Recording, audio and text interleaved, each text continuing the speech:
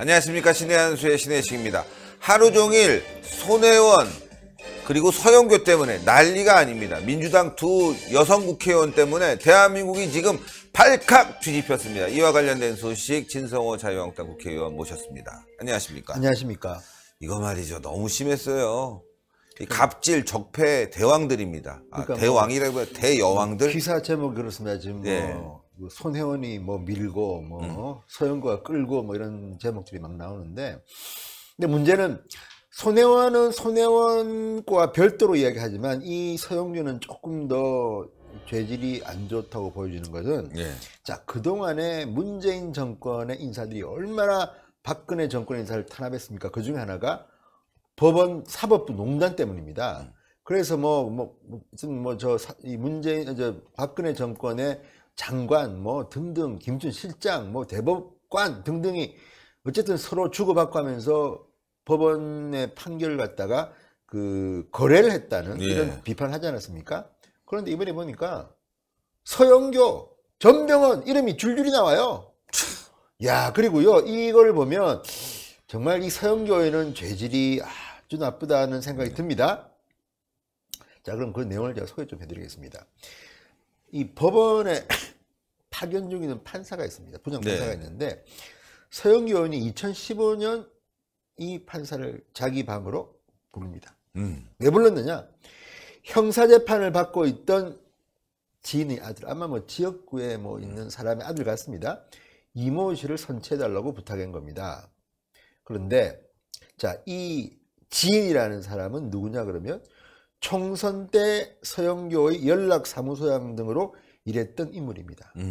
그러니까 뭐 정치적으로 이제 같이 도와준 그런 사람인데, 문제는 이 사람의 민원을 국회 파견 중인 이 김모 판사를 통해서 임종원 지금 구속 상태입니다. 임종원 당시 법원 행정처 차장에게 준 겁니다. 어떻게 줬냐면요. 자, 이 씨의 아들이 했던 만행을 제가 이제 들려드리겠습니다. 중당갑 국회의원입니다. 중당갑, 서영교는 민주당 국회의원인데, 중당구에서 귀가하던 어떤 여성 피해자 앞에서 이 씨의 아들이 바지를 내리고 추행하려고 한 혐의입니다. 뭐뭐나? 강제추행 미수. 바지를 내리고? 그러니까 길 가는 여성에게? 귀가하는 여성 피해자입니다. 여성이 지나가는데 바지를 내리고 추행하려고 한 혐의, 강제추행 미수로 기소된 겁니다. 이거 정말 이런 사건인데, 심한데요. 자, 심해요. 서울 북부지법에서 1심 재판을 받고 있습니다. 아시다시피 중당구는 북부지법이 관할 법원입니다. 그랬는데 서 의원이 부장판사를 불렀습니다. 강제추행 미수는 아니지 않느냐, 인정되지 않는 거 아니냐, 벌금형으로 해달라. 죄명과 그 형량까지 구체적으로 언급했다는 겁니다. 그러니까 자, 그러니까 이 법원에 국회 파견 중이던 김모 부장판사는 임종헌 법원 행정처 차장에게 서영교 의원이 이런 민원을 했습니다 하고 알린 겁니다. 자, 그럼 어떻게 됐느냐? 자, 이때 이제 그 상황을 보니까 이 씨의 아들이라는 사람은 피해자 1m까지 접근해서 양팔을 벌리고 끼안으려고 했다는 겁니다. 바지 내린 거는 뿐만 아니고 1m까지 와서 양팔을 벌리면서 끼안으려고 했다는 겁니다. 웬만한 여성 같으면 기절하겠어요. 강제추행 미수로 볼 수 있는지가 쟁점입니다. 그리고 이게 인정이 안 되면, 강제추행 미수가 인정이 안 되면 조금 더 가벼웁니다. 뭐냐면 바지를 내려서 특정 신체 부위를 노출한 행위. 이거는 공연음란죄입니다. 아시다시피 우리 뭐 제주도의 어떤 검사장님이 하셨죠? 어떤 검사가 공연음란죄 아시죠? 뭐 이렇게 바바리맨 뭐 그런 것들입니다. 그러니까 공연음란죄. 공연음란죄는 1년 이하의 징역, 500만 원 이하의 벌금인데요. 강제추행 법정형은 10년 이하의 징역, 1,500만 원 이하의 벌금입니다. 이건 거의 구속인데요.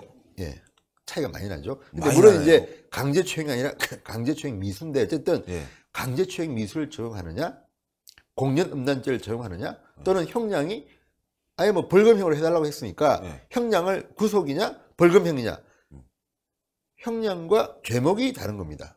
그런데 그러니까. 이거를 서영교가 김부장 판사를 통해서 당시 임종원 법원행정처 차장에게 민원을 한 겁니다. 네. 이거야말로 사법부 농단 아닙니까? 사법농단이죠, 이거. 이건 어떻게 이런 그럼 이 피해자 여성은 뭡니까? 뭡니까, 진짜? 뭡니까? 그러니까 권력 있는 사람이 이렇게 되는 겁니까?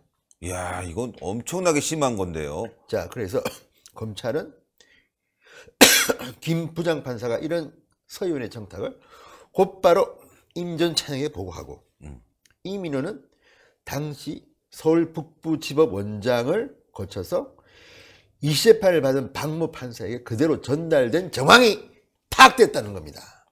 이게 뭡니까? 이게? 와, 그래서 그 피의자는 벌금형을 받았나요? 그렇죠. 결국 벌금형입니다. 이거 뭐예요? 완전히 사법농단인데. 아, 이런 식으로 하면 국회의원 한 명만 알면은 뭐든지 다 해결되겠네요. 그러니까 이게 검찰이 밝히는 게 아까 검찰이 이렇게 파악했다는 게 뭐냐면 검찰이 수사를 해보니까 예. 김 부장판사가 이런 서의원의 청탁을 바로 임 전 차장에게 보고했고 예. 임 전 차장이 문용선 당시 서울 북부지법 원장에게 이야기해서 재판을 맡은 박모 판사에게 전달된 겁니다. 이 정황을 검찰은 파악한 겁니다. 이야. 이까지는 팩트. 그 다음에 임 전 차장은 자 법원 행정처 기획총괄 심의관을 시켜서 박 판사가 속한 이 부장에게도 내 청탁 내용을 재차 확인했다. 이 검찰이 수사한 겁니다. 자 그런데 결국 어떻게 되었느냐? 박 판사는 이분도 뭐 자존심이 좀 있는 모양입니다. 그래서 이시의 죄명을 변경하지 않았다고 합니다. 네. 그러니까 그 강제추행 미수, 강제추행 미수는 그대로 적용을 했는데 네. 문제는 결과는 징역형이 아니라 벌금 500만 원으로 끝냈다고 합니다. 아주 자. 간단하게 처리해버렸네요. 예. 물론 이제 뭐 이 시간 노출증을 앓고 있었고 뭐 피해자와 합의한 점 등을 양형에 반영했다고 하지만 어쨌든 이 판결은 그대로 대법원까지 확정됐습니다. 그런데 문제는 이 과정에서 국회의원이 예. 민원을 재판 민원을 갖다가 하고 법원행정처 차장이 이거를 북부지법 원장을 거쳐서 담당 판사에 그대로 전달됐다는 거는 팩트네요. 이거야말로 말도 안 되는 거 아니에요? 뭐 말도 안 되는 사법농단 무슨 뭐 재판 거래 뭐 별별 난리 부르스를 치던 분들이 자기들이 뒤에서 이런 어마어마한 짓을 했다는 겁니다. 이야. 어쨌든 게다가 뭐 서영교 의원은요 재판 기일까지 계속 확인을 했다고 합니다. 또 네. 민원까지 넣고 재판 기일을 맞춰달라. 이건 뭐 사법부를 뭐 개떡으로 알면 할 수 있는 일일까? 그러니까 서영교는 뭐 죄명을 바꿔달라고 한 적도 없고 벌금을 깎아달라고 한 적도 없다. 모든 것은 법원이 판단하는 것이라고 연합뉴스에는 밝혔다고 하는데 서 의원은 검찰 출석 요구에는 불응했다고 합니다. 하하. 그리고 서면 조사를 받았는데 결국은 검찰은 서영교에 대해서 마땅한 법 규정이 없어서 기소는 하지 않기로 했다고 합니다. 왜 규정이 없죠 이게? 모르겠습니다. 규정이 없다고 해서 검찰은 서영교 여당 의원은 어쨌든 간에 기소조차 하지 않았다. 임 전 차장에 대해서는 재판 사무 지휘 감독 권한을 남용했다고 해서 직권남용 혐의로 추가 기소했습니다. 그러니까 이것도 직권남용 아닙니까 국회의원도? 이거는 어쨌든 뭐 마땅한 죄명도 없고 규정도 없다고 하는 건데 이거는 검찰이 만들어야지. 아니 검찰이 이명박 정부나 박근혜 정부 인사에 대해서는 없던 제도 만들어가지고 뭐 어떤 사람을 자살까지 하게 만든 자들이 그러니까요. 예. 서영교에 대해서는 법 규정이 없다. 그렇지만 처벌을 떠나가지고 검찰이 확인한 거는 제가 방금 말한 겁니다. 이 팩트들은 변하지 않습니다. 그러니까 이렇게 부도덕하고 참나 어이없네. 사법부를 농단한 이 사건을 법원은 일사천리로 재판에 개입해서 500만 원으로 끝내버린 겁니다. 한 피해 여성에게는 엄청난 심리적 압박과 고충을 주고 나서도 저렇게 뻔뻔하게 말이죠. 나는 개입하지 않았다. 근데 문제는 말이죠. 어떻게 처벌 규정이 없냐 이거죠. 이거 직권남용 아닙니까? 자기가 전화하고 얘기해 준 거. 그러니까 이거에 대해서 서영교는 아무런 조치도 안 하고 임 처장은 지금 또 추가로 기소했다는 겁니다. 근데 어쨌든 간에 이 시간대별로 보면 이런 겁니다. 자, 서영교 의원 보좌관으로부터 지역구 관계자의 아들 이땡땡이 강제추행 미수죄로 구속될 수 있다는 보고를 받습니다. 네. 받고 서영교는 국회에 파견된 판사 A를 야, 내 방으로 와 부릅니다. 그리고 이렇게 벌금형으로 선처받게 해달라고 이야기를 합니다. 민원을 넣습니다. 자, 그 다음 이게 5월 18일입니다. 그 다음에 A 판사는 기민하게 임종원 전 차장에게 이메일을 보냅니다. 이메일 다 이게 확인된 겁니다. 그러네요. 서영교 의원이 직접 얘기한 내용입니다. 서영교 의원은 이 씨의 공연 음란 의도는 있었지만 강제 추행 행위 의도는 없었고 추행의 의사가 없었으니 벌금형을 선고받을 수 있도록 해달라는 내용입니다. 자, 그런데도 서영교는 부인하고 있습니다. 이런 이야기 한 줄.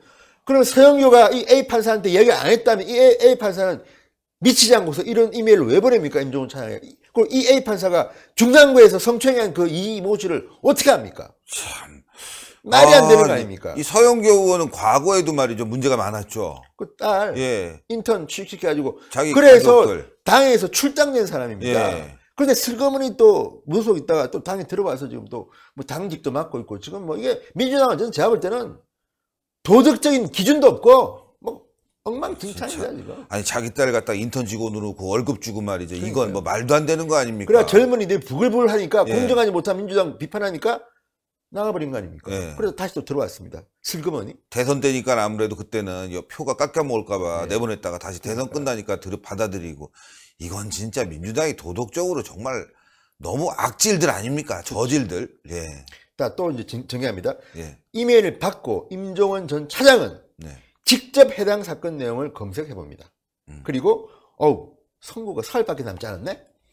그래서 재판부의 변론 제기를 빨리 해야겠다 해서 계획을 세운 뒤에 그 다음 날 바로 빠릅니다, 굉장히.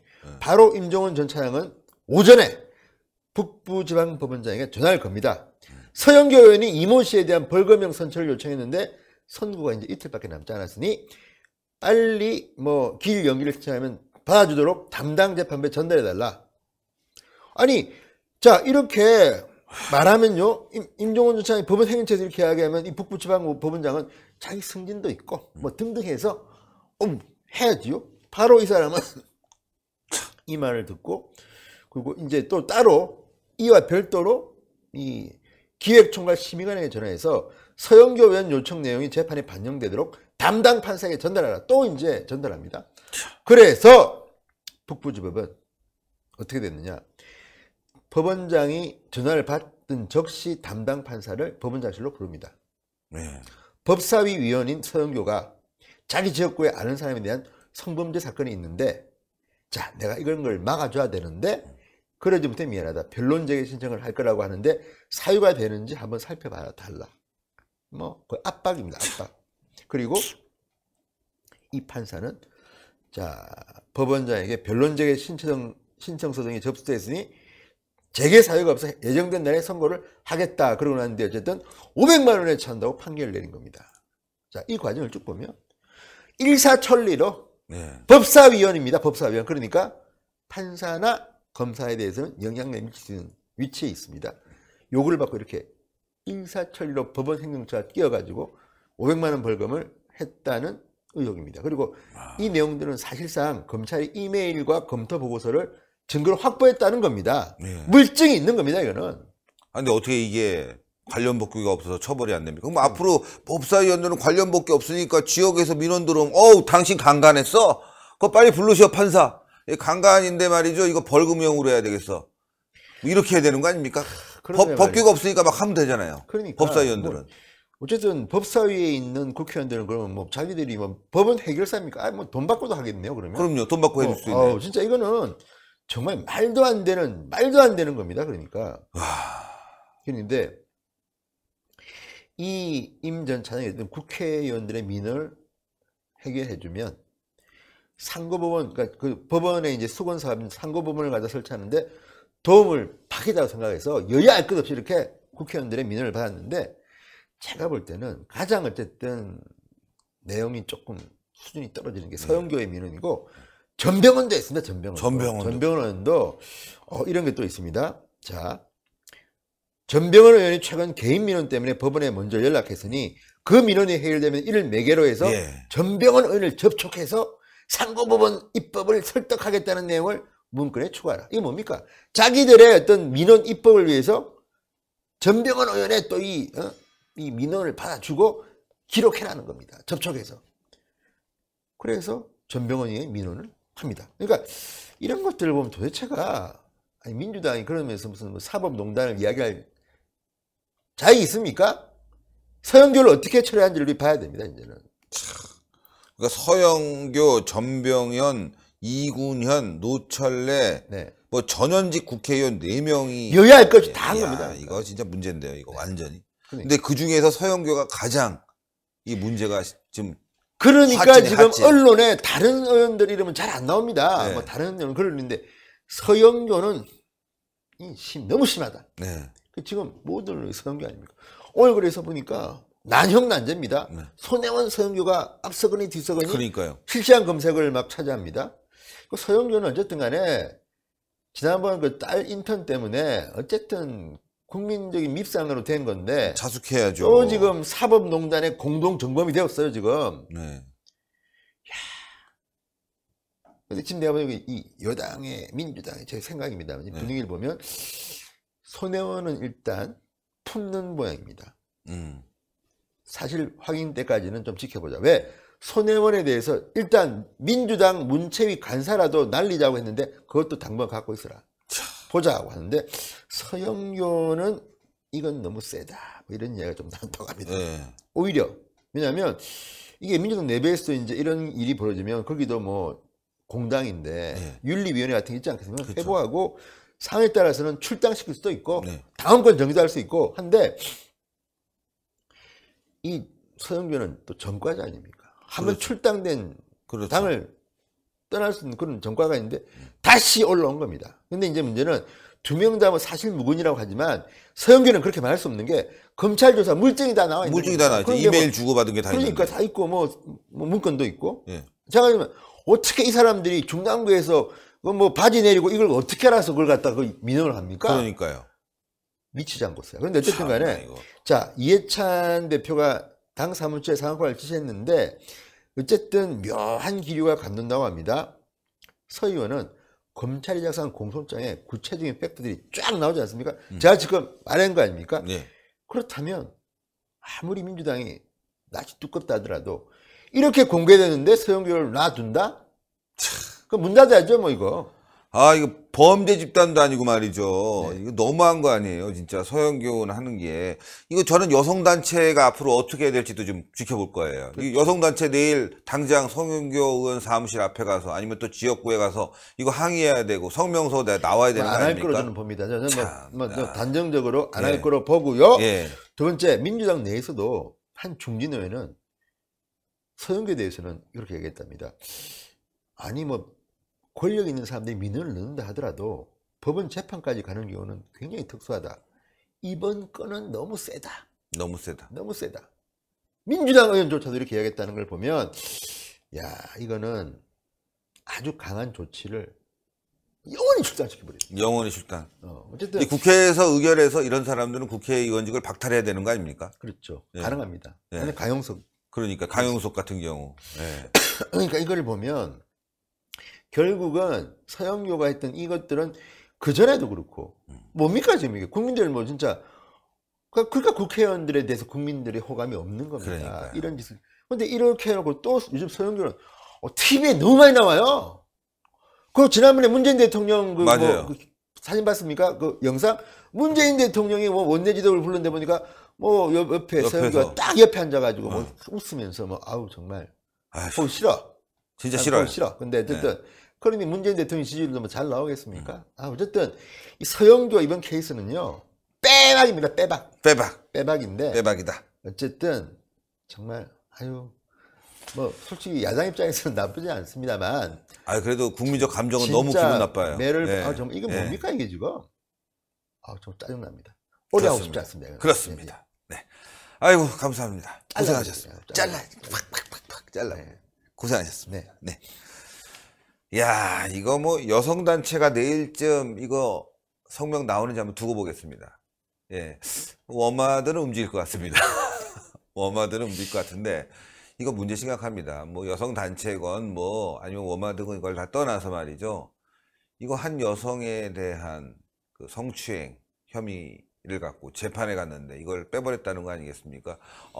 그 여성도 트라우마가 심할 것 같아. 이 권력 있으면 말이야 이런 일 당해도 찍소리 못하는구나 이렇게 느꼈을 거 아니겠습니까? 그뿐만이 아니라 이게 지금 곳곳에서 벌어졌다는 거 아닙니까? 사실 이거 하나만 보고도 열을 할 수 있습니다.